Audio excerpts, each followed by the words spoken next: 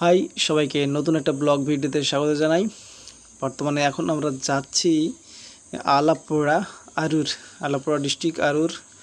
তো আমাদের ড্রাইভারের অনেক ঘুম এসেছে, দেখুন বড় বড় হাই তুলছে। বেরিয়ে পড়েছি আমরা রাস্তাতে। কিছুক্ষণের মধ্যে আমরা পৌঁছে যাব ত্রিপুণিত্রা রিফাইনারি, কোচি রিফাইনারি, যেটা ত্রিপুণিত্রার কাছে। আমার বন্ধুরাও আছে আমার পিছনে, আমরা আছি তিনজন। তো আমরা যাচ্ছি আরুর, সেখানে অনেক মজা হবে, কাজ হবে। তো এটা হচ্ছে ত্রিপুণিত্রা কোচি রিফাইনারি, যেখানে ভারত পেট্রোলিয়াম, এটা বড় একটি সংস্থা। এবং এখানে প্রচুর ভারত পেট্রোলিয়ামের যে গাড়ি, যে গ্যাসের গাড়িগুলো, গ্যাসের তেলের অনেক গাড়ি এখানে লাইন করে সাজানো আছে। প্রচুর গাড়ি এখান থেকেই লোড হয়। এবং এখানকার রাস্তাটিও অনেক সুন্দর। এমন বলতে কি, কেরালার আবহাওয়া আসলেই সুন্দর, প্রকৃতি আসলেই সুন্দর। যেটা আমরা চলে এসেছি একটি সিগন্যাল। তো আমাদের সামনেই সিগন্যালটি পড়ে গেল। তো এখন সিগন্যালের জন্য ওয়েট করতে হবে। আর ভাগ্যে আমাদের কপালে এসে পড়েছে সিগন্যাল। তো সিগন্যালটি সবুজ হয়ে গিয়েছে, আমরা আবার গাড়ি ছাড়বো। গাড়ি ছেড়ে দিয়েছি।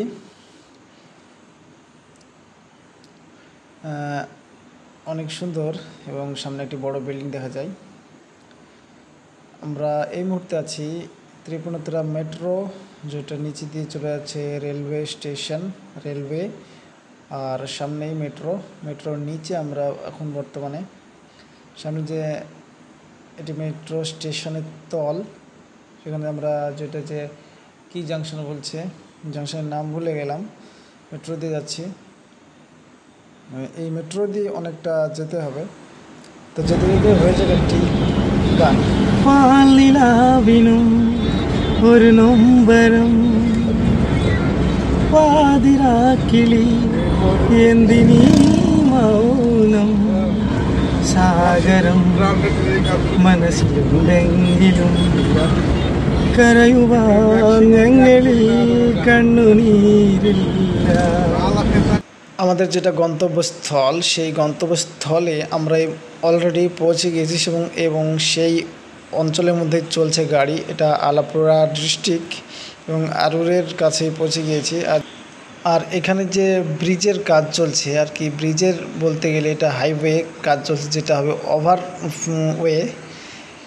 এটা নাকি ভারতের দ্বিতীয় বৃহত্তম ওভারব্রিজ, যেটা প্রায় 13 কিলোমিটার লম্বা। 13 কিলোমিটার লম্বা এই ওভারব্রিজ হাইওয়ে তৈরি হচ্ছে কেরালাতে, আরুর উপর দিয়ে আলাপুরা ডিস্ট্রিক্টে। তো আমাদের যেই কাজের এরিয়া, সেই এরিয়াতে আমরা ঢুকে পড়ছি আস্তে আস্তে। এবং লোকালের মধ্যে প্রায় অনেক লোকাল, এবং এই আলাপুরার এই অঞ্চলটার মধ্যে অনেক প্রচুর পরিমাণে গরিব মানুষ আছে। এবং প্রায় গরিব এখানকার আপনার এরিয়া, আপনার প্রাকৃতিক দেখলেই আপনারা বুঝতে পারবেন। এই যে রাস্তাঘাট তেমন কোনো চওড়া নয়, এবং বাড়িঘর সেরকম অত উন্নত মানের না। এবং এই যে অনেক জঙ্গল, গাছপালা দেখতে পাওয়া যাচ্ছে। মাঝে মাঝে বাড়ি, এবং প্রত্যেকটা বাড়ি কিন্তু প্রাচীর নেই। কেরালাতে প্রত্যেকটা বাড়িতে প্রাচীর দিয়ে ঘেরা থাকে, এখানে কিন্তু প্রত্যেকটা বাড়িতে প্রাচীর নেই, খুবই কম। এবং বাড়িও পাতলায়, কারণ এখানে টাকা পয়সা যাদের বেশি আছে তারা কিন্তু এই অঞ্চলের ভিতরে বাড়ি করবে না। এখানে বাড়ি তারাই করবে যাদের টাকা পয়সা কম আছে, জমি জায়গা কম আছে, তারাই। গাড়ি থেকে নেমেও সেখানকার কিছু দৃশ্য আমি দেখাবো আপনাদেরকে। এবং আমরা যে রাস্তায় কাজ করব সেই রাস্তাতে এখনও পৌঁছায়নি, কিছুক্ষণের মধ্যে পৌঁছে যাব অবশ্য, আশা করি। অল্প কিছুটা আছে।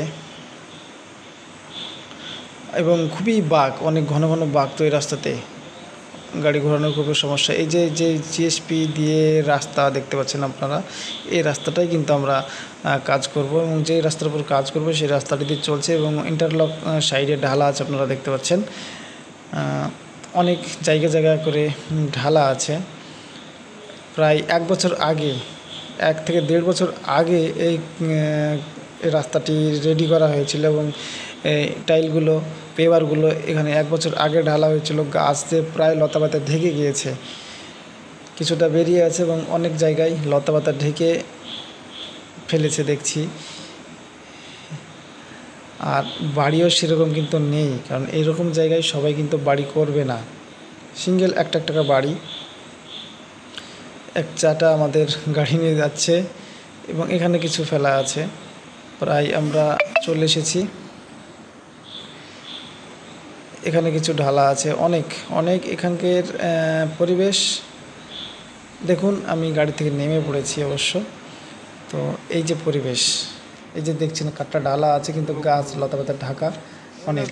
আমি এখন কোনো কথা বলিনি, শুধুই জঙ্গল, জঙ্গল ছাড়া কিছুই নাই। এটা আগের রাস্তা হয়েছিল। আমার 2 ফ্রেন্ড যে আছে তারা এসে দাঁড়িয়ে আছে, গল্প করছে এবং জঙ্গল, জল জমে আছে। আর এখানে প্রচুর পরিমাণে মশা, প্রত্যেকটা জায়গায় জল জমে আছে। এটা একটা গরিব এলাকা, অনেক গরিব এখানকার মানুষ দেখতে পাচ্ছি। বাড়িঘর সেই রকম অবস্থা না, রাস্তাঘাটও অতটা ভালো না, কম চওড়া এবং বাড়িঘরও অল্প, মানে ভালোই গরিব। এটা গরিব এলাকা, জঙ্গল এলাকা, শুধুই গাছপালার মধ্যে দিয়ে রাস্তা, বাড়িঘর সেরকমও নাই। তো আমাদের কাজ শুরু করব। সবাই ভালো থাকবেন, সুস্থ থাকবেন, সাবধানে থাকবেন। সবাইকে ধন্যবাদ।